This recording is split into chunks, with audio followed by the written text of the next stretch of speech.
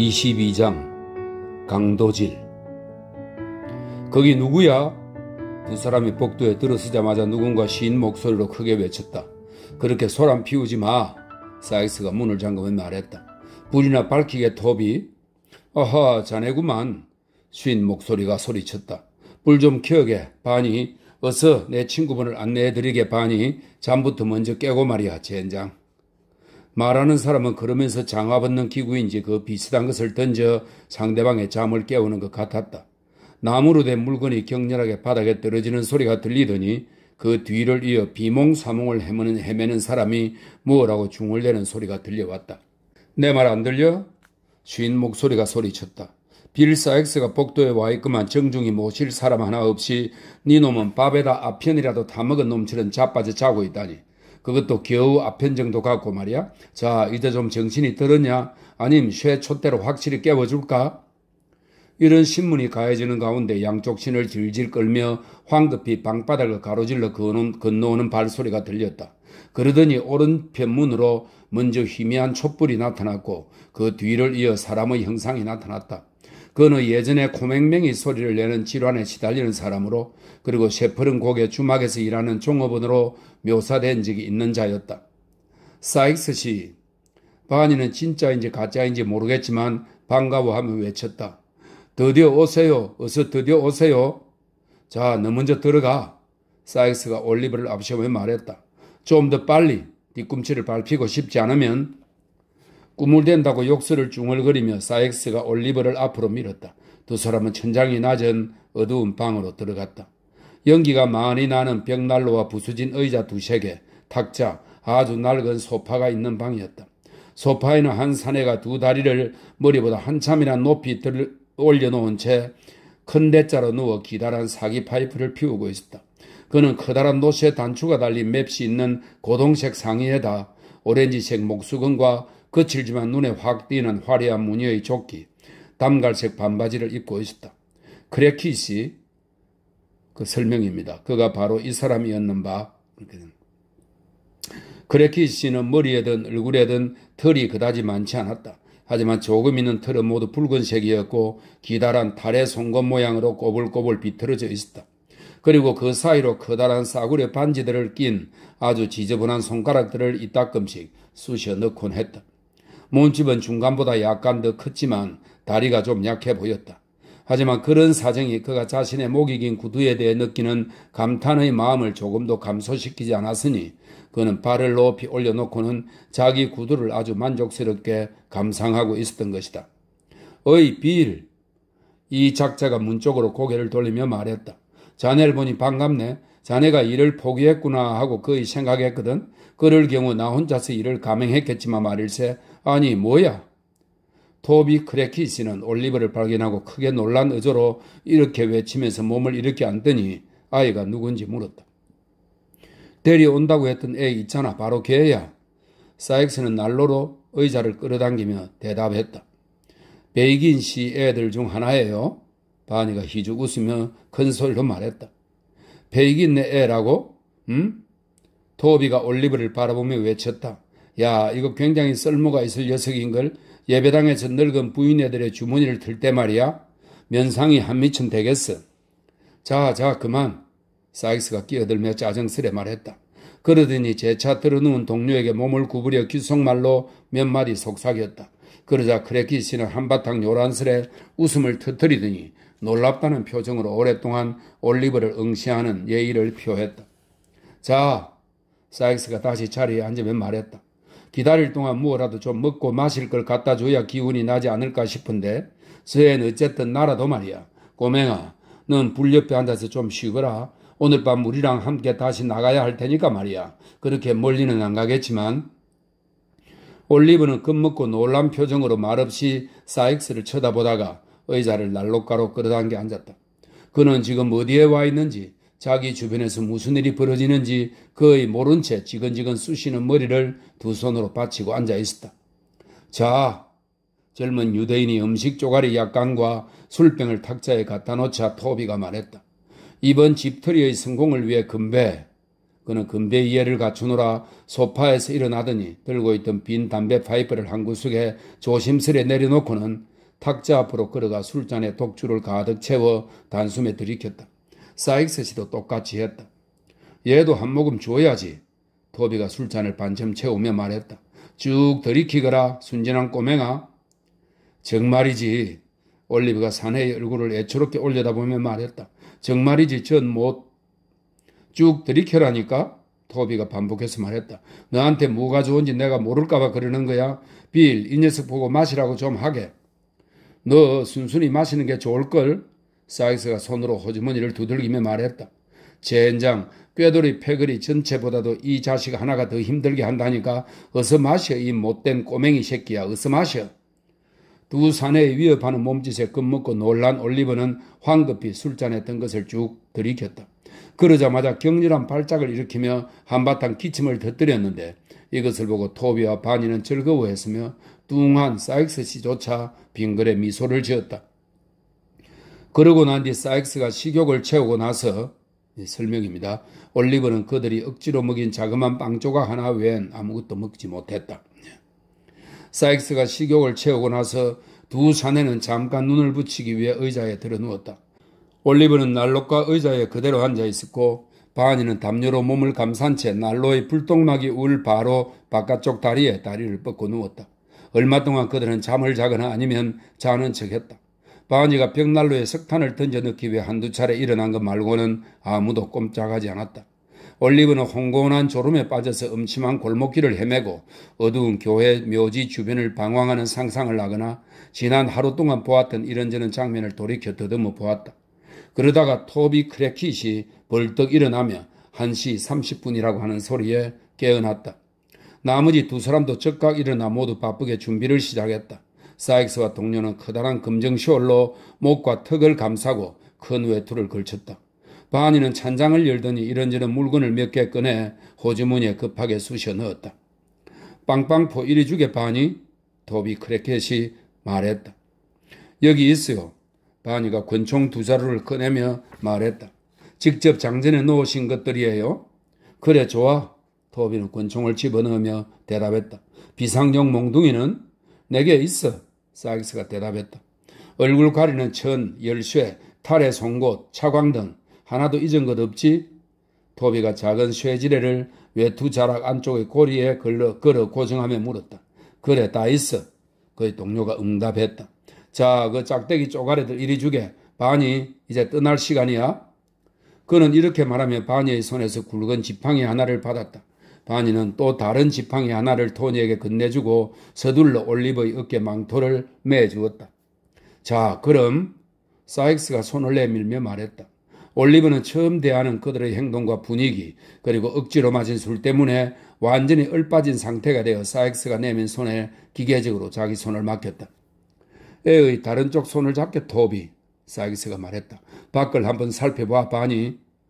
바니는 문간으로 갔다가 돌아와서 모든 게 조용하다고 알렸다. 두 강도는 올리버를 사이에 두고 밖으로 나갔다. 바니는 모든 문을 단단히 걸어 잠근 다음 전처럼 담요로 몸을 둘둘 감싸고는 다시 누워 곧 잠에 빠졌다. 밖은 이제 칠흑같이 캄캄했다. 안개가 초저녁보다 훨씬 짙게 끼어 있었다. 그리고 대기가 매우 축축해서 비가 오지 않는데도 올리버의 머리카락과 눈썹은 집을 나선 지 몇 분도 안 되어 공기 중에 떠다니는 반쯤 얼어붙은 습기로 뻣뻣해졌다. 그들은 다리를 걷는 뒤 어제 오면서 보았던 읍내의 불빛을 향해 계속 걸어갔다. 불빛은 그리 멀리 떨어져 있지 않았다. 게다가 꽤 빠르게 걸었기 때문에 곧 그곳, 즉 첫 시에 도착했다. 읍내로 질러서 가세. 사익스가 속삭였다. 이런 밤에 나다니며 우리를 볼 사람은 아무도 없을 거야. 토비는 동의했고 그들은 작은 읍의 중앙로를 빠르게 지나갔다. 과연 늦은 시각이라 거리는 인적이 완전히 끊겨 있었다. 이따금 어느 침실 창문에서 희미한 불빛이 새어나오거나 개들이 짖어대는 쉰 목소리가 밤의 정막을 깼다. 하지만 돌아다니는 사람은 아무도 없었다. 교회의 종이 2시를 쳤을 때 그들은 읍내를 빠져나왔다. 그들은 걷는 속도를 좀 더 빠르게 하며 왼쪽 길로 접어들었다. 400m쯤 걸어간 뒤 담으로 둘러싸인 어느 단독주택 앞에 멈춰 섰는데 토비 크래킷은 숨을 돌릴 여유도 거의 갖지 않은 채 눈 깜짝할 사이에 담장 위로 기어 올라갔다. 애를 먼저 올려. 토비가 말했다. 녀석을 밀어 올리게. 내가 잡아당길 테니. 올리브가 주위를 둘러볼 틈도 없이 사익스가 겨드랑이를 잡아 올렸고 올리브는 3, 4초 만에 토비와 함께 담장 반대편의 잔디밭에 떨어져 누워 있었다. 사익스가 곧바로 뒤따라 넘어왔다. 그들은 곧 건물을 향해 살금살금 다가갔다. 올리브는 그제야 처음으로 비록 살인은 아니지만 집터리와 강도질이 이 여행길의 목적이라는 것을 깨닫고 슬픔과 두려움으로 그의 이성을 잃었다. 그는 두 손을 꽉 마주치며 자기도 모르게 나직이 공포에 찬 비명을 질렀다. 두 눈이 뿌옇게 흐려지고 창백한 얼굴은 식은 땀이 맺혀서며 두 다리에 힘이 쭉 빠져 무릎을 꿇고 털썩 주저앉았다. 일어나! 사익스가 화가 나서 부르르 떨며 낮은 목소리로 말했다. 그러곤 주머니에서 권총을 꺼내들었다. 어서 일어나지 못해? 안 그러면 이 잔디밭에다 너의 골통을 터뜨려 버릴 테다. 오, 제발 절 보내주세요. 올리버가 소리쳤다. 그냥 멀리 들판으로 달아나서 죽게 해주세요. 다시는 런던 근처에 오지 않을게요. 정말 다시는 안 올게요. 오, 제발 절 불쌍히 여기 있어서 도둑질 말은 하지 않게 해주세요. 하늘에 계신 빛나는 천사님들을 생각해서라도 제발 절 불쌍히 여겨주세요. 이렇게 애절한 호소에도 사내는 끔찍한 욕설을 내뱉으며 권총의 공이치기를 당겼다. 그 순간 토비가 사익스의 손에서 총을 잡아채더니 아이의 입을 손으로 틀어막고 집 쪽으로 끌고 갔다. 입 닥쳐, 토비가 소리쳤다. 여기서 그래봤자 소용없어. 한마디만 더 짓겨려봐라. 그럼 내가 직접 너의 대갈통을 빠개서 끝장내주마. 그게 소리도 안 나고 똑같이 확실하면서 훨씬 점잖은 방법이지. 자, 빌, 덧문을 비틀어 열게. 이 녀석은 이제 문제없네. 내 보장하네. 얘 나이 땐 경험 있는 애들도 추운 밤이면 1, 2분 동안 그렇게 발작을 일으킨다네. 사익스는 이런 일에 올리브를 보내 페이긴의 머리 위에 무시무시한 저주가 떨어지길 빌고는 기운차게, 하지만 그의 소리 없이 쇠지뢰를 놀리기 시작했다. 잠시 지체되고 토비가 조금 도운 후에 토비가 언급한 덧문은 경첩이 돌아가며 열렸다. 그것은 땅에서 160cm에서 170cm쯤 되는 집 뒤의 조그만 격자창으로 복도 끝의 설거지 칸이나 술 담그는 작은 방에 나 있는 창이었다. 창구멍이 아주 작았기 때문에 그 집 사람들은 더 이상 확실하게 막아놓을 필요가 없다고 생각한 듯 싶었다. 하지만 올리브만한 아이를 들여보내기에는 충분했다. 격자창에 걸쇠를 푸는 일은 사익스 씨가 아주 잠깐 기술을 발휘하는 것으로 충분했는 바 격자창 역시 곧 활짝 열어 젖혀졌다. 자, 잘 들어 이 꼬맹이 녀석아. 사익스가 주머니에서 차광등을 꺼내 올리브의 얼굴에 불빛을 환히 비추며 속삭였다. 이제 널 저 창문으로 집어넣을 거다. 이 등을 가지고 바로 앞에 있는 계단을 살그머니 올라가서 작은 현관호를 지나 현관문으로 곧장 가거라. 그리고 문을 따고 우리를 들여보내거라. 문 위쪽에 빗장이 하나 걸려 있는데 너희 손이 안 닿을 거다. 토비가 끼어들었다. 현관 의자 하나를 놓고 올라가거라. 의자가 3개라네. 빌, 의자엔 아주 큰 파란색 일각수와 황금색 갈퀴가 새겨져 있는데 주인 마나님네 가문 문장이지. 조용히 좀 못해. 사익스가 위협하는 표정으로 대답했다. 방문은 열려 있겠지, 응? 활짝 열려 있네. 토비가 안을 들여다보고 확인한 뒤 대답했다. 재미있는 건 이자들이 항상 문을 열고 고리에다 걸어둔다는 거야. 집에서 키우는 개가 잠이 안 올 때 복도를 왔다 갔다 하라고 말이야. 하하, 오늘 밤은 바니가 그놈을 꼬드겨서 다른 데로 보냈지. 아주 깔끔하게 말이야. 비록 크래키 씨가 거의 들릴락 말락한 목소리로 말하면서 소리 없이 웃었지만 사익스는 위압적인 태도로 입 닥치고 어서 일이나 시작하라고 명령했다. 토비는 명령에 따라 먼저 차광등을 꺼내 땅바닥에 내려놓은 다음 머리를 창문 아래 벽에다 바짝 대고 두 손을 무릎에 얹어 자세를 단단히 취한 뒤 등으로 발판을 만들었다.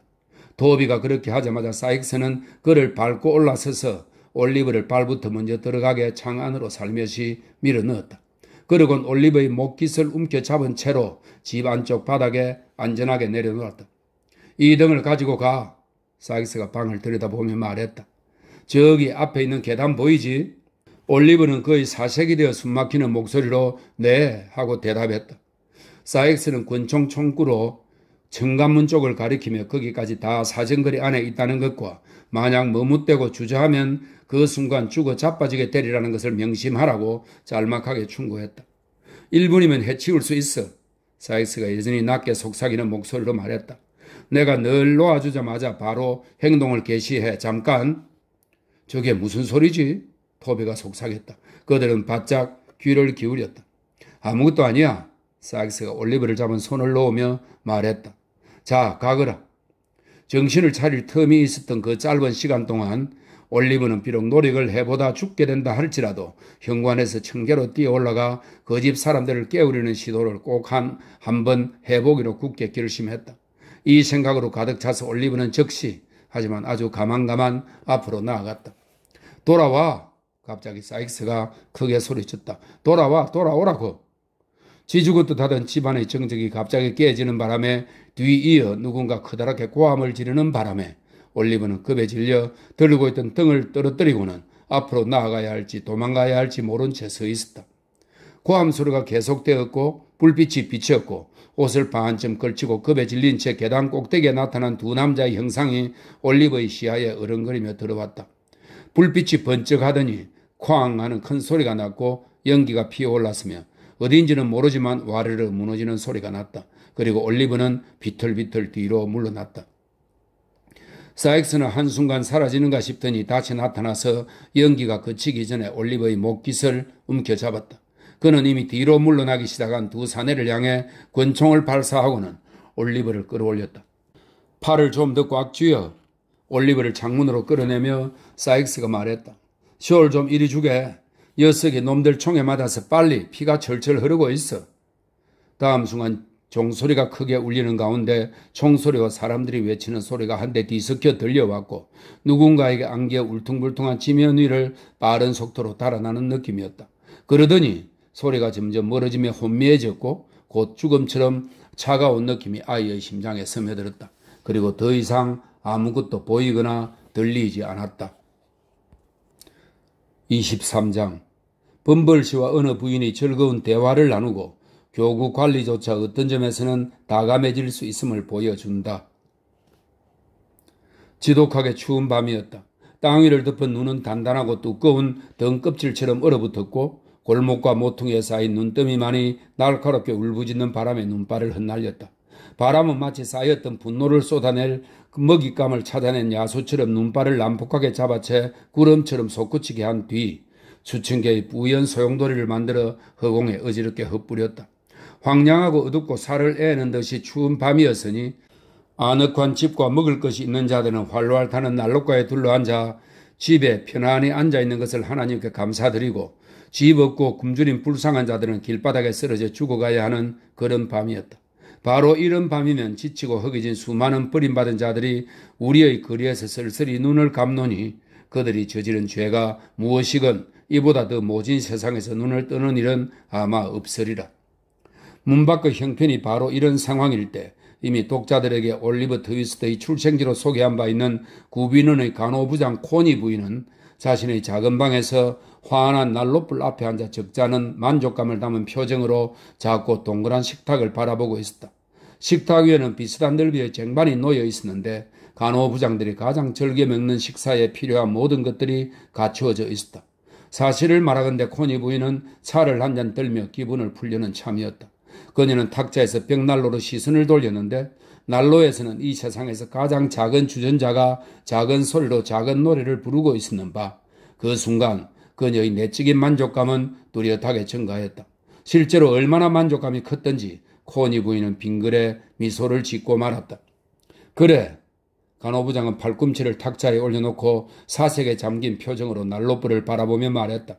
정말이지 우리 모두에겐 감사해야 할 것이 너무 아주 많아. 몰라서 그렇지 알고 보면 참으로 많아. 아. 코니 부인은 마치 이 사실을 모르는 극빈자들의 정신적 무지가 개탄스러운 듯이 슬픈 표정으로 고개를 흔들었다. 그러곤 60g짜리 양철 차통의 가장 깊숙한 구석에 은수저를 집어넣고서 차를 끓일 준비를 했다. 얼마나 조그만 것으로 우리 연약한 인간의 마음은 평정을 잃고 마는가. 코니 부인이 이렇게 도덕적 성찰을 하는 동안 아주 작은 그래서 쉽게 가득 차는 검은 찻주전자가 넘쳐 흘렀고 그 바람에 코니 부인은 뜨거운 물에 손을 살짝 대었다. 망할 놈의 주전자. 벽난로 시릉에 황급히 주전자를 내려놓으며 훌륭하신 간호부장은 말했다. 바보 코딱지 같은 놈. 겨우 차 2잔 분량밖에 안 되는 자식. 이따위게 대체 누구한테 쓸모있겠어?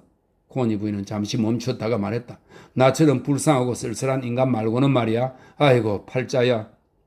이렇게 말하며 간호부장은 의자에 털썩 주저앉았다. 그리고는 다시금 팔꿈치를 탁자에 올려놓고서 자신의 고독한 운명에 대해 생각했다.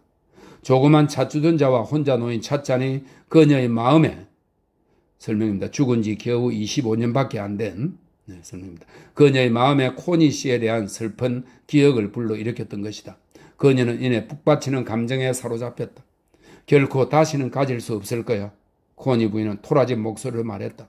결코 다시는 가질 수 없을 거야. 그와 같은 것. 이 말이 그녀의 남편에 대한 것인지 아니면 찻주전자에 대한 것인지는 확실치 않다. 아마도 후자일 가능성이 높은데, 왜냐하면 그 말을 하면서 코니 부인은 찻주전자를 바라보았을 뿐만 아니라 그 후에 그것을 집어들었기 때문이다. 막 첫 번째 잔을 따라서 맛을 보았는데 바로 그때 방문을 살며시 두드리는 소리가 그녀를 방해했다. 이런 망할, 들어와. 코니 부인은 날카롭게 말했다. 할망구 하나가 또 숨이 넘어가는가 보군. 꼭 내가 식사 좀 하려고 할 때만 골라서 죽는다니까. 거기 서서 찬바람 들어오게 하지 말고 빨랑 들어와. 그래 무슨 일이야? 응? 아무 일도 아니요 부인, 아무 일도. 남자 목소리가 대답했다. 에구머니나. 간호부장은 훨씬 다정한 어조로 소리쳤다. 범벌씨인가요? 소인 문안들이요 부인. 범벌씨가 말했다.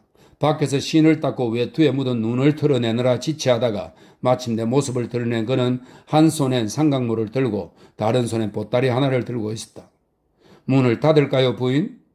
부인은 정숙하게도 대답을 망설였는 바 닫힌 방 안에서 범벌씨와 단둘이 대화를 나누는 것에 혹시라도 부적절한 점이 있지 않을까 염려했던 것이다. 범벌씨는 그녀가 망설이는 틈을 타서 그리고 사실 자신이 몹시 추웠기 때문에 허락을 받지 않고 문을 닫았다. 지독한 날씨군요 범벌씨. 간호부장이 말했다. 그래요 정말 지독하오 부인. 교구 관리가 대답했다. 이건 말이오 부인. 교구를 거역하는 날씨요. 바로 오늘 오후는 말이오 코니 부인. 우리가 2kg짜리 빵 20개 하고 치즈 1개 반을 듬뿍 나눠준 지극히 행복한 오후였단 말이오. 그런데도 저 극빈자 놈들은 만족스러워하질 않는 거예요. 당연히 그럴 거예요. 그들이 언제 만족하는 거 보셨어요? 범벌씨. 간호부장은 차를 한 모금 마시며 말했다. 맞아요. 정말 그렇소 부인. 범벌씨가 맞장구 치며 말했다. 글쎄 한 사내가 있는데 마누라가 있는 데다 대작 가족인 걸 고려해서 2kg짜리 빵하고 500g은 좋게 되는 치즈를 애누리 없이 그대로 배급해 주었소. 자, 그가 고맙게 여기겠소 부인? 고맙게 여기겠냐고요. 천만에 동전 반님만큼도 고마워하지 않는다고? 이 작자가 뭘 하는지 아시오 부인? 석탄을 달라는 거요. 소수건에 담을 만큼만요. 하면서 말이요. 석탄 좋아하시네. 석탄으로 뭘 하려는지 아시오? 바로 치즈를 굽는데 모두 써버릴 거요. 그러고선 다시 돌아와서 더 달라고 할 거요. 놈들 하는 짓이 늘 그런 식이라고 부인. 오늘 석탄을 앞치마 한가득 싸서 줘 보시오. 그럼 내일 모레쯤 다시 와서는 더 달라고 할 것이요. 석고판처럼 뻔뻔스럽게 말이요. 간호부장은 이 명료한 비유에 전적으로 공감한다는 뜻을 표했고 교구 관리는 말을 계속했다. 내 평생에 범벌씨가 말했다. 도대체 요즘 같은 꼴은 처음 본다오. 바로 그저께였는데 말이요. 한 사내가 부인은 결혼한 적이 있는 분이니까 이런 말을 해도 되겠죠 부인? 하면서 등짝에 넝마조가 하나 그 양글친 사내 하나가 우리 감독님 집에 왔습니다. 마침 오찬을 드시러 온 손님들이 계실 때였는데 그자가 와서는 구제를 요청하는 겁니다. 코니 부인. 그자가 안 가겠다고 하면서 손님들을 몹시 놀라게 만들어 감독님은 감자 500g과 귀리죽 300ml를 내주었지요. 그런데 그 배은망덕한 악당놈이 이러는 겁니다. 아이고 이게 나한테 대체 무슨 소용이 있습니까? 쇠퇴 안경을 하나 주는 게 차라리 낫지. 좋아. 감독님이 준 것을 도로 뺏으며 말했죠. 그럼 넌 여기서 아무것도 얻을 수 없어. 그러자 이 불황놈은 그럼 전 길거리에서 죽어버릴 겁니다. 하는 겁니다. 감독님은 천만에 넌 안 죽어 하고 말씀하셨죠. 하하 그거 참 잘하셨군요. 정말 그러네 싶다워요. 안 그래요? 간호부장이 끼어들었다. 그래서요 범벌씨. 글쎄 말이요 부인. 교구 관리가 대답했다. 그자가 가더니 정말로 길거리에서 죽어버린 겁니다. 이런 고집불통 가난뱅이가 또 어디 있단 말이요? 정말이지 도저히 믿을 수 없는 이야기군요. 간호부장이 힘주어 강하게 말했다. 하지만 범벌씨 원외 구제는 어쨌든 아주 나쁜 거라고 생각하시지 않나요? 당신은 경험이 많은 분이니 틀림없이 잘 아시겠지요. 어떤가요? 코니 부인, 교구 관리는 자신의 우울한 지식을 의식하는 사람이 짓는 그런 미소를 지으며 말했다. 원외 구제란 말이요 부인. 올바로만 운명하면, 정말이지 올바로만 운명하면 교구의 안전장치가 된다오. 원외 구제의 대원칙은 바로 극빈자들에게 그들이 원치 않는 것만 정확히 골라서 주는 것이라오. 그러면 그들은 진저리가 나서 찾아오지 않는다오. 어머나, 코니 부인이 외쳤다. 그거 참 역시 훌륭하군요. 그렇소. 우리끼리 하는 얘긴데 말이오 부인. 범벌씨가 대답했다. 바로 그게 대원칙이라고. 그리고 그게 그놈의 막대먹은 신문들에 실리는 사례들 속에서 병든 일가족들한테 치즈 조각들을 구제품으로 나누어 줬다는 이야기가 언제나 나오는 이유인 것이요. 그것이 바로 요즘의 규칙인 것이요. 코니 부인, 전국 어디서나 말이요. 교구관리는 보따리를 푸느라 잠시 멈췄다가 다시 말을 이었다. 그렇지만 말이요 부인, 이건 공무상 비밀이니 사람들 사이에 이야기돼서는 안 돼요. 우리 같은 교구 관리들 사이가 아니라면 말이요. 부인, 이건 포트와인이요. 이 사회에서 병원용으로 주문한 것인데 정말 순수하고 신선한 진짜 포트와인이요. 오늘 오전에 통해서 막 꺼낸 것으로 종소리처럼 아주 맑고 침전물 따위가 전혀 없소. 범벌씨는 첫 번째 병을 들어 불빛에 비춰보고 충분히 흔들어 그 훌륭함을 시험해 보인 다음 두 병 모두 서랍 장위에 올려놓았다. 그러더니 병을 쌌던 손수건을 접어 호주머니에 조심스럽게 집어넣고는 그만 가리는 듯이 모자를 집어들었다. 가시는 길이 몹시 추울 텐데요, 범벌씨. 간호부장이 말했다. 바람이 좀 불긴 하지요, 부인. 범벌씨는 외투에 목깃을 올리며 말했다. 그의 귀가 떨어져 나갈 정도랍니다. 간호부장은 작은 주전자에서 시선을 돌려 문을 향해 다가가는 교구 관리를 바라보았다. 그리고 교구 관리가 작별 인사를 하기에 앞서 기침을 했을 때 혹시 차라도 한잔 하시지 않겠느냐고 수줍은 듯이 물었다. 범벌씨는 즉시 목깃을 다시 내리고 모자와 지팡이를 의자 위에 올려놓았다. 그리고 다른 의자를 탁자 가까이 끌어당겼다. 그는 천천히 의자에 앉으면서 부인을 바라보았다. 그녀는 작은 찻주전자에 시선을 고정한 채 앉아 있었다. 범벌씨는 다시 기침을 했다. 그리고는 희미한 미소를 지었다. 코니 부인은 자리에서 일어나 찬장에서 찻잔과 찻받침을 한 벌 더 가져왔다. 다시 자리에 앉을 때 그녀는 은근히 바라보는 교구 관리와 시선이 마주쳤다. 그녀는 얼굴을 붉혔다. 그리고는 차를 타는 일에 몰두했다. 범벌씨는 다시 한번 기침을 했다. 아까보다 기침 소리가 더 컸다. 달게 탈까요, 범벌씨? 간호부장이 설탕 그릇을 집어들면서 물었다. 그럼요, 아주 달게 타주세요, 부인. 범벌씨가 대답했다. 그렇게 말하면서 그는 코니 부인을 찬찬히 응시했다. 부드러운 눈길로 바라보는 교구 관리가 혹시라도 존재한다면 범벌씨야말로 그 순간 그 교구 관리라고 할 수 있었다. 차가 준비되었고 침묵 속에 건네졌다. 범벌씨는 빵 부스러기가 자신의 훌륭한 반바지를 더럽히지 않도록 무릎 위에 손수건을 펼쳐놓은 뒤 먹고 마시기 시작했다. 그는 깊은 한숨을 한 번씩 내쉼으로써 이 즐거운 행위에 가끔씩 변화를 주었는데 이 한숨은 식욕에 해로운 영향을 끼치기는커녕 오히려 차와 토스터를 해치우는 작업을 더욱 촉진하는 것처럼 보였다. 고양이를 키우시는군요, 부인. 새끼들 한가운데 앉아서 난로불을 쬐는 어미 고양이를 바라보며 범벌씨가 말했다. 이런 새끼 고양이들까지 있군요, 정말. 저는 고양이를 무척 좋아한답니다, 범벌씨. 잘 모르셨겠지만 말이에요. 간호부장이 대답했다.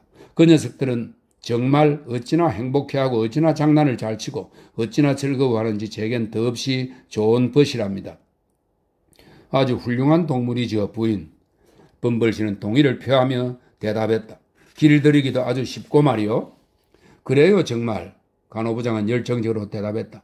게다가 자기가 사는 집을 아주 좋아하니 정말로 즐거운 일이지요. 부인, 코니 부인. 범벌씨가 천천히 차 숟가락으로 박자를 맞추며 말했다. 이거 내가 진심으로 하는 말인데 말이요. 부인, 고양이든 고양이 새끼든 부인, 당신과 함께 살면서 이 집을 좋아하지 않는 놈이 있다면 그 놈은 바보 천치임에 틀림없어, 부인. 아이, 범벌씨. 코니 부인은 항변하듯 말했다. 사실을 숨기려고 해봤자 아무 소용없어, 부인. 범벌씨는 천천히 차 숟가락을 흔들며 일종의 애정 어린 위엄을 띠고 말했는데 이로 인해 그는 두 배나 강한 인상을 주었다. 그런 놈은 내 기꺼이 물에다 수장시켜 버릴 것이요. 그럼 범벌씨는 잔인한 사람이시군요. 간호부장이 교구 관리의 잔을 받기 위해 손을 내밀며 쾌활하게 말했다. 게다가 아주 무정한 사람이기도 하고요. 무정하다고요, 부인? 범벌씨가 말했다. 무정하다고요? 범벌씨는 더 이상 말없이 찻잔을 넘겨주면서 잔을 받는 코니 부인의 새끼손가락을 꼭 쥐었다. 그러곤 레이스가 달린 자신의 조끼를 손바닥으로 2번 가볍게 두드리면서 크게 한숨을 쉬더니 의자를 살짝 잡아당겨 벽난로에서 아주 조금 떨어졌다. 코니 부인과 범벌씨가 앉은 탁자는 원형이었고 두 사람은 벽난로 앞에서 얼굴을 마주한 채 서로 그다지 멀지 않은 거리에 앉아 있었다. 따라서 범벌씨가 탁자에 그대로 붙어 앉은 채 벽난로에서 물러난 것은 자신과 코니 부인 사이의 거리를 더 멀어지게 한 셈이었다. 몇몇 분별이 있는 독자들은 틀림없이 이것을 범벌씨가 취한 위대하고 영웅적인 행동이라고 칭송하고 싶을 것이다. 왜냐하면 때와 장소와 기회 등 모든 점에서 달콤한 애정의 속삭임을 늘어놓고 싶은 유혹이 그에게 상당히 컸을 상황이기 때문이다.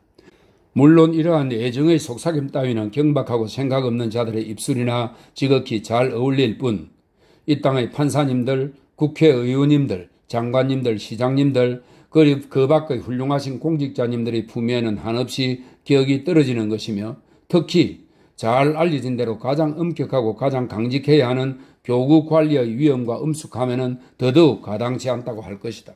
그렇지만 범벌씨의 의도가 무엇이든지 간에 앞에서 2번이나 언급했듯이 탁자는 공교롭게도 원형이었다. 그 결과 범벌씨가 조금씩 의자를 움직이자 그와 간호부장 사이의 거리는 곧 줄어들기 시작했다. 그리고 범벌씨가 탁자의 둥근 테두리를 빙 돌아 계속해서 움직여가자 그의 의자는 마침내 간호부장의 의자와 바짝 붙게 되었다. 실제로 두 사람의 의자는 서로 붙고 말았는데 그러고 나서야 비로소 범벌씨는 멈추었다. 자, 그 순간 간호부장의 의자를 오른쪽으로 움직였다면 뜨거운 난로불에 데었을 것이고 왼쪽으로 움직였다면 범벌씨의 품에 안길 수밖에 없었을 것이다. 따라서 그녀는 분별력 있는 간호부장으로서 의심할 여지 없이 그런 결과들을 즉각 예측했으므로 앉은 자리에 그대로 앉아 있었다. 그리고 범벌씨에게 차 한 잔을 더 따라주었다. 무정하다고요, 코니 부인? 범벌씨가 차를 젓고 간호부장의 얼굴을 들여다보며 말했다. 당신은 어떻소, 코니 부인? 당신은 무정한 사람인가요? 어머나, 간호부장이 소리쳤다. 독신 남자가 하기엔 아주 이상한 질문이군요. 왜 그런 질문을 하시는 거지요, 범벌씨? 교구관리는 마지막 한 방울까지 차를 다 마시고 토스트를 한 조각 먹어치웠다. 그리고는 빵 부스러기를 무릎에서 떨어내더니 입술을 깨끗이 닦았다. 그리고 간호부장에게 찬찬히 키스를 했다. 아니, 범벌씨. 분별력 있는 부인은 속삭이는 소리로 외쳤다. 너무나 크게 놀란 나머지 목소리가 제대로 나오지 않았던 것이다. 범벌씨, 소리를 지를 거예요? 범벌씨는 아무런 대꾸도 하지 않은데 천천히 위험 있는 태도로 팔을 뻗어 간호부장의 허리를 안았다. 소리를 지르겠다는 의도를 분명히 밝혔으므로 코니 부인은 범벌씨의 이 추가적인 대담한 짓에 당연히 소리를 질러댔을 것이다. 하지만 황급히 문을 두드리는 소리로 인해 그런 노력은 불필요하게 되었는 바 소리가 들리자마자 범벌씨는 대단히 민첩하게 포도주 병이 있는 쪽으로 휙 몸을 날렸다. 그리고 굉장히 격렬한 동작으로 병의 먼지를 털기 시작했다. 그러는 동안 간호부장은 날카로운 목소리로 누구냐고 물었는데 그녀의 목소리가 매서운 사무적 어조를 완전히 회복했다는 것은 갑작스러운 놀라움이 극도의 공포를 상쇄하는데 효과적임을 보여주는 진기한 물리적 사례로서 크게 주목할 만하다고 하겠다. 죄송합니다만 마님, 말라 비틀어진 데다 끔찍할 정도로 못생긴 극빈자 노파 하나가 문간에 머리를 들이밀고는 말했다. 셀리 할멈이 막 숨이 넘어가려고 합니다요. 아니, 그게 나랑 무슨 상관이야? 간호부장이 화를 내며 물었다. 내가 그 할멈을 살려낼 수는 없잖아, 안 그래? 그럼요, 물론이지요, 마님. 노파가 손을 들며 대답했다. 아무도 그럴 수 없지요. 할멈은 손 쓸 수 있는 상태를 이미 한참 지났거든요. 전 어린 아기들서부터 크고 건장한 남자에 이르기까지 사람 죽는 걸 많이 보았습니다. 그래서 죽을 때가 다가왔다는 것을 아주 잘 알아볼 수 있지요. 그런데 할멈 마음을 괴롭히는 게 있나 봅니다. 발작을 안 일으킬 때는 아주 고통스럽게 죽어가고 있는지라 그런 때가 별로 없지만 무언가 마님께 드릴 말씀이 있다고 마님께서 꼭 들으셔야만 한다고 말하곤 합니다. 그러는 게 꼭 마님이 오시기 전엔 절대 죽지 않을 태세랍니다. 이 말을 들은 훌륭하신 코니 부인은 죽는 것조차 곱게 못하고 윗사람을 고의로 괴롭히는 할망구들에 대해 갖가지 욕설을 투덜거리듯 짓거려 대었다. 그리고는 두꺼운 쇼를 하나 급히 집어들고 몸을 감싸면서 혹시라도 무슨 일이 있을지 모르니 돌아올 때까지 기다려달라고 범벌씨에게 간단히 부탁을 했다. 그녀는 말을 전하러 온 노파에게 밤새도록 계단에서 비터적대지 말고 어서 빨리 걸어가라고 명령하고는 싫은 기색을 노골적으로 드러내며 노파를 따라 방을 나섰다. 그러고는 가는 길 내내 잔소리를 퍼부어댔다. 혼자 남게 된 범벌씨의 행동은 다소 설명하기 힘든 것이었다. 그는 찬장을 열어 찻숟가락에 술을 세고 각설탕 집게의 무게를 가늠하고 언제 우유단지를 면밀히 살피며 진짜 은으로 만들었는지 확인했다. 그러고는 이런 것들에 대한 호기심이 충족되자 삼각물을 삐딱하게 쓰고 탁자를 정확히 4바퀴를 돌며 아주 엄숙한 태도로 춤을 추었다. 매우 기이한 이 연기를 모두 마치고 나자 그는 삼각물을 다시 벗고 벽난로 앞에 불을 등진 채 다리를 쭉 뻗고 앉아 정신적인 활동에 몰두했는데 방 안의 정확한 세간 목록을 작성하는 것처럼 보였다. 24. 매우 불쌍한 내용을 다루는 짧은 장이지만 올리브의 인생 이야기에서 중요한 의미를 띨지 모른다. 간호부장의 평온한 밤을 침입했던 노파는 죽음의 전령으로서 아주 잘 어울리는 모양새였다. 몸은 늙어서 구부러지고 손발은 중풍으로 후들후들 떨렸으며 입을 오물거리며 헐긋대는 표정으로 일그러진 얼굴은 자연의 작품이라기보다 어떤 난폭한 화가가 그려놓은 기괴한 형상에 더 가까웠다. 아, 자연에게서 부여받은 얼굴이 그대로 남아 그 아름다움으로 우리를 기쁘게 하는 경우가 얼마나 드문가. 인간의 얼굴은 마음이 그러듯이 세상의 근심과 슬픔과 갈망들로 인해 완전히 변해버리고 만다. 오직 이런 번뇌의 감정들이 모두 사그라들 때만, 그래서 우리를 움켜쥔 손이 영원히 풀릴 때만 근심의 구름은 사라져 없어지고 맑게 마음의 하늘이 드러난다. 죽은 사람들의 얼굴이 죽음으로 뻣뻣하게 굳은 상태에서조차 오랫동안 잊었던 잠자는 아기의 표정으로 점점 잦아들어 마침내 인생 초기의 변인의 표정으로 되돌아가는 것은 흔히 있는 일이다. 그들이 얼마나 고요하고 평화로운 얼굴로 바뀌는지 행복한 어린 시절에 그들을 알았던 사람들은 경외심을 느끼며 관 옆에 무릎을 꿇고 앉아 지상에 나타난 천사의 모습을 보게 된다. 쭈그렁 노파는 간호부장의 닥달에 중얼중얼 분명치 않게 대답하면서 비틀거리는 걸음으로 복도 몇 개를 지나 계단을 올라갔다. 그러다 마침내 숨이 차서 걸음을 멈춰야 하는 상태에 이르러 간호부장의 손에 등불을 넘겨주고 자기는 뒤에 남았다가 되는 대로 따라가겠노라고 했다. 좀 더 민첩한 상관인 간호부장은 병자가 누워있는 방을 향해 계속 나아갔다. 가구 따위가 거의 없는 휑한 다락방 한쪽 끝에 촛불이 희미하게 타고 있었다. 또 다른 노파 한 사람이 침대 곁을 지키고 교구 약제사의 도제가 벽난로 옆에 서서 기촉으로 이쑤시개를 만들고 있었다. 추운 밤입니다, 코니 부인. 간호부장이 들어왔을 때 젊은 도제 양반이 말했다. 네, 정말이지 아주 춥군요. 간호부장은 무릎을 살짝 굽혀 인사하며 가장 정중한 어조로 대답했다. 거래업자들한테서 좀 더 좋은 석탄을 가져오도록 하세요. 약제사의 도제가 녹슨 부직갱이로 난로불 맨 위의 석탄 덩어리를 부수며 말했다. 이런 것들은 추운 밤에 뗄만한 것들이 전혀 못 돼요. 이것은 이사회에서 정할 일이에요. 간호부장이 대답했다. 이사회가 기꺼이 우리를 따뜻이 지내게 해주고 싶으시겠지요. 하지만 이곳 형편이 워낙 어려운지라. 대화는 병든 여자가 내는 신음소리 때문에 중단되었다. 아 참! 젊은이가 환자에 대해 완전히 잊고 있었던 것처럼 침대 쪽으로 얼굴을 돌리며 말했다. 저 할멈은 완전히 끝입니다, 코니 부인. 네, 그렇지요. 2시간 더 버텨도 놀라운 일일 겁니다. 약제사의 도제는 이쑤시개 만드는 일에 열중하며 말했다. 신체 기능이 완전히 파괴되었어요. 환자가 지금 졸고 있나요, 할멈? 간호하는 노파가 침대 위를 굽어보고 확인을 해보더니 그렇다고 고개를 끄덕였다. 그렇다면 아마 그 상태로 숨을 거둘 겁니다. 당신들이 소독만 일으키지 않는다면 말입니다. 젊은이는 말했다. 불을 바닥에 내려놓아요. 환자는 아무것도 알아보지 못할 거요. 간호하는 노파는 시키는 대로 했다. 하지만 병자가 그렇게 쉽게 죽지는 않을 거라는 듯 고개를 가로저었다. 그런 뒤 그녀는 그 사이 돌아온 다른 간호 노파 옆에 있는 자기 자리로 가서 앉았다. 간호부장은 짜증스러워하는 표정을 지으며 숄로 몸을 감싸고 침대 발치에 가서 앉았다. 약제사의 도제는 이쑤시개 만드는 일을 다 끝낸 후 벽난로 앞에 자리를 잡고 서서 12분 동안 이쑤시개를 신나게 사용했다. 그러더니 점차 좀 지루해졌는지 콘이 부인한테 수고롭지만 즐거운 시간 보내기를 바란다고 말하고는 발끝으로 살금살금 나가버렸다. 간호하는 두 노파는 한동안 침묵을 지키며 앉았다가 침대에서 일어나 벽난로로 가서는 분리로 몸을 구부리고 말라 비틀어진 두 손을 내밀어 불을 쬐었다. 불꽃이 그들의 쪼그라든 얼굴에 괴기스러운 빛을 비추어 흉측한 모습을 더욱 끔찍하게 보이게끔 했는데 그런 상태로 두 노파는 낮게 이야기를 나누기 시작했다. 무엇도 더 말한 건 없어, 애니? 내가 없는 동안? 간호부장을 부르러 갔던 노파가 물었다. 아무 말도 안 했어. 다른 노파가 대답했다. 잠깐 동안 자기 팔을 잡아당기고 쥐어뜯고 했지만 내가 두 손을 붙잡으니까 금세 잠잠해졌어. 기력이 별로 없어서 조용히 있게 하기가 쉬웠지. 게다가 난 비록 교구 시체를 쥐고 있긴 해도 늙은이 치고는 힘이 그리 약하지 않아. 아무렴 그렇고 말고. 의사가 말한 그 데운 포도주는 좀 마시게 했어? 마시게 하려고 했지. 다른 노파가 대답했다. 그런데 이를 꽉 악물고 컵만 어찌나 세게 움켜쥐고 안 놓는지 컵을 도로 뺏는 것밖에는 아무것도 할 수 없었어. 그래서 내가 그냥 마셔버렸지. 덕분에 힘 좀 났지.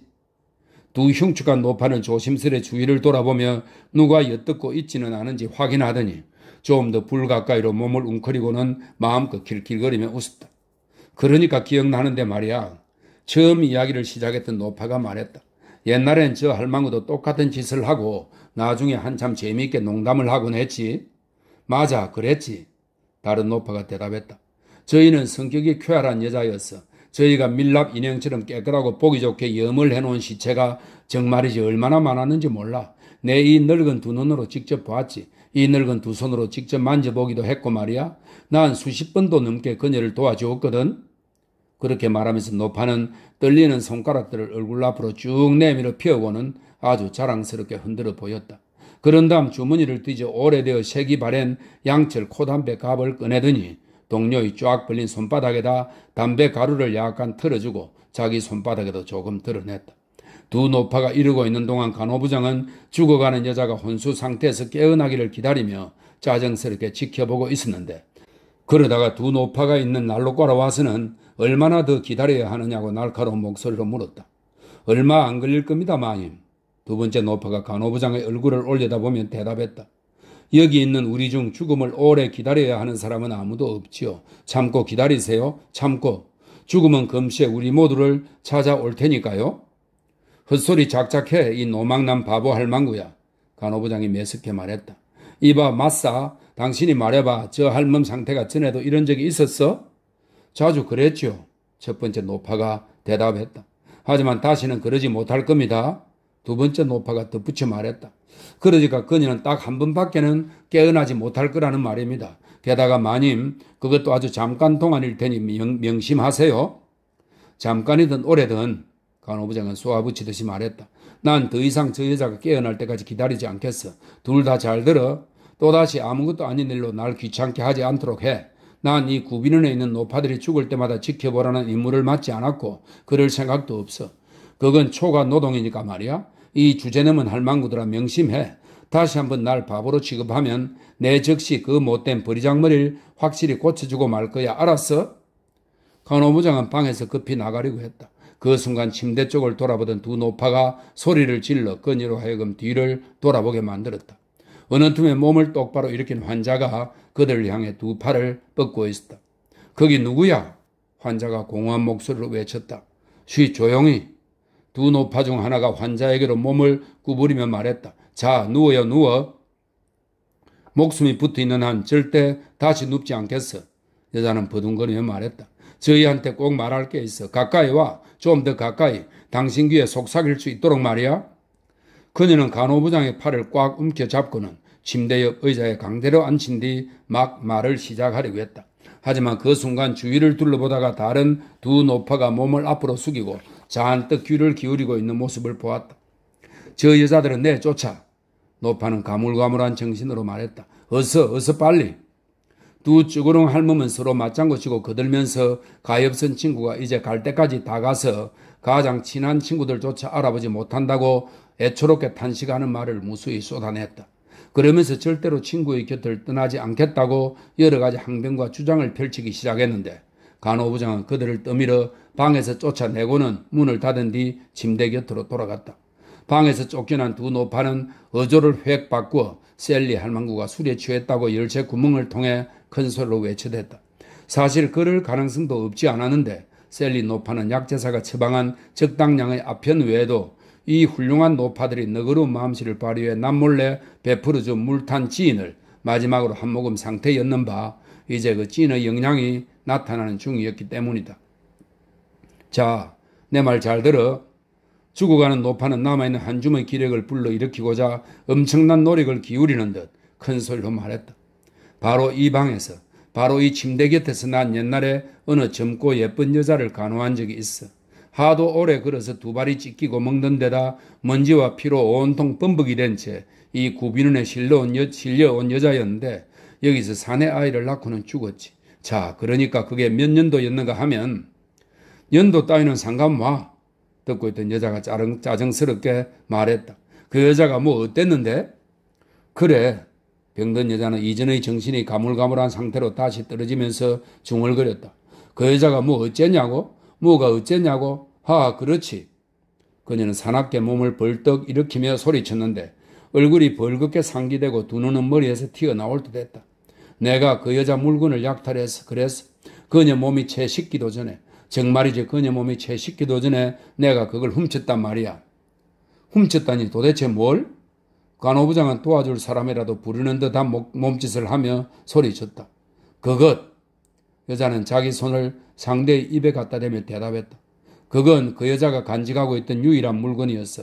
그녀는 몸을 따뜻하게 덮을 옷도 부족하고 음식도 먹지 못했지만 그것만은 고이 간직하고 있었어.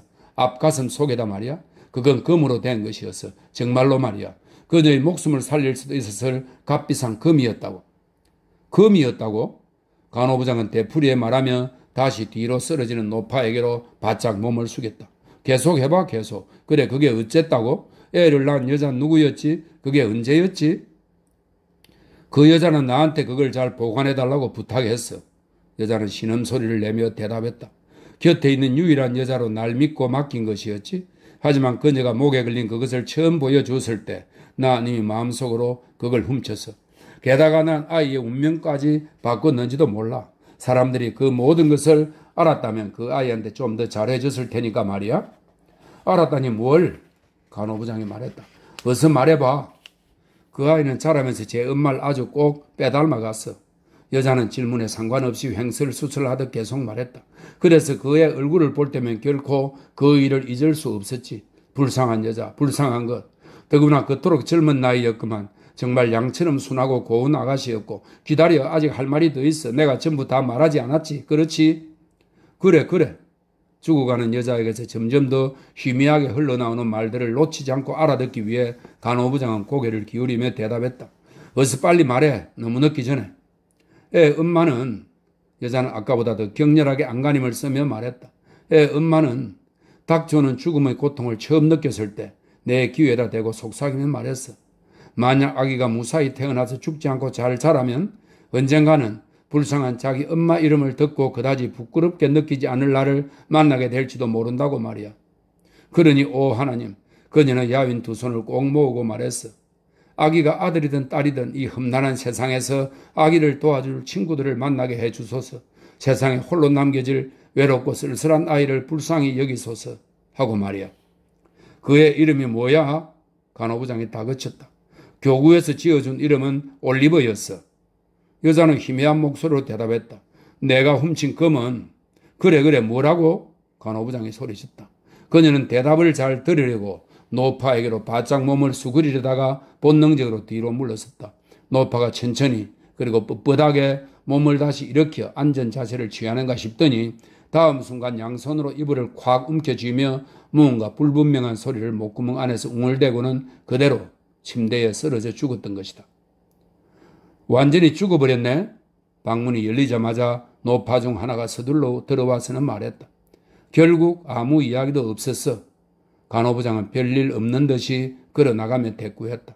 겉보기에 분명 두 노파는 그들의 끔찍한 의무를 수행할 준비를 하느라 온통 정신이 팔려 아무런 대답도 할 겨를이 없는 듯 했다. 방에는 곧 두 사람만이 남아 시체 주위를 오락가락 했다.